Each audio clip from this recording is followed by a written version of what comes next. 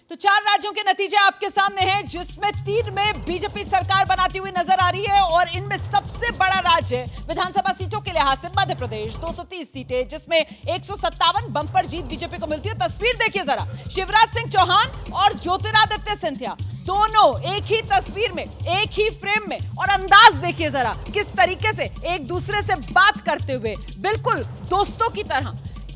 ये जो तालमेल है, कहीं ना कहीं ये वजह इस जीत की। देखिए, मैं ये मानता हूं कि मोदी जी लचीले राजनेता हैं, उनकी राजनीतिक रणनीतियां लचीली होती हैं, इसीलिए वो कामयाब भी होती हैं। मुझे लगता है, मैं प्रदीप जी की बात से भी अपने आप को सहमत प्रतीत करता हूं, और विजय भाई की बात को भी। इस तस्वीर का मायने क्या है? इस तस्वीर का मायने ही बताने जा रहा हूं मैं। इस तस्वीर का मायने है कि मध्य प्रदेश के नेता भी सोच रहे हैं कि बहुत संभावना ये है कि शिवराज सिंह को मुख्यमंत्री बना दिया जाए। क्या तस्वीर के मायने क्या है?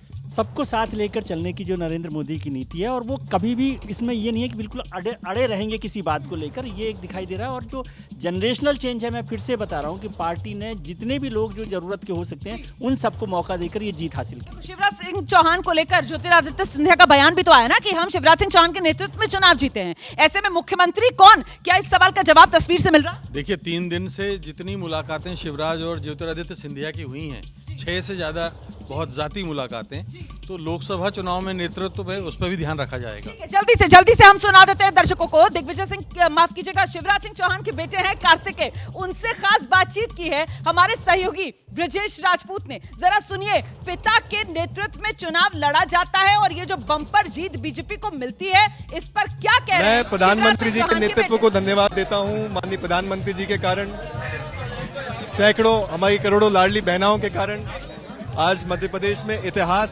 रच दिया गया है, और इसके लिए मैं सभी को बधाई देता हूं। इस बड़ी जीत की उम्मीद थी कि बम्पर जीत है, 5वीं बार बीजेपी की सरकार। हमें बड़ी जीत की उम्मीद थी, लेकिन इतना आशीर्वाद लाडली बहनाओं को मिलेगा, ये तो बड़ी जीत है, बंपर जीत है। और शिवराज सिंह चौहान के बेटे कह रहे हैं प्रधानमंत्री नरेंद्र मोदी के नेतृत्व में जीत मिली है। लेकिन ये तस्वीर जिसमें एक ही फ्रेम के अंदर ज्योतिरादित्य सिंधिया और शिवराज सिंह चौहान, 2020 में शिवराज सिंह चौहान जी को सिंधिया जी की जरूरत थी, और 2023 में सिंधिया जी को शिवराज जी की जरूरत है। ये मिलन वही एक राजनीतिक।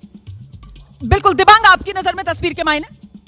मैं बहुत ज़्यादा नहीं पढ़ रहा, मैं समझ रहा हूँ कि औपचारिकता है, वो वहाँ पर जीते हैं, इसलिए उसको बधाई देने के गए हैं।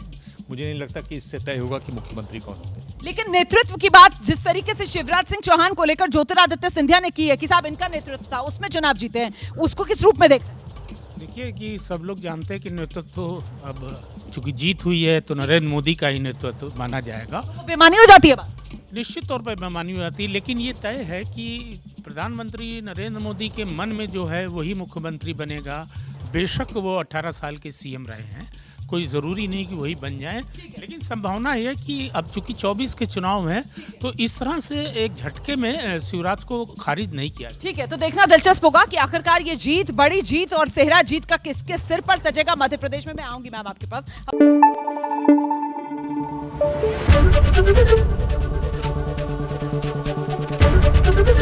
एबीपी न्यूज आपको रखे आगे।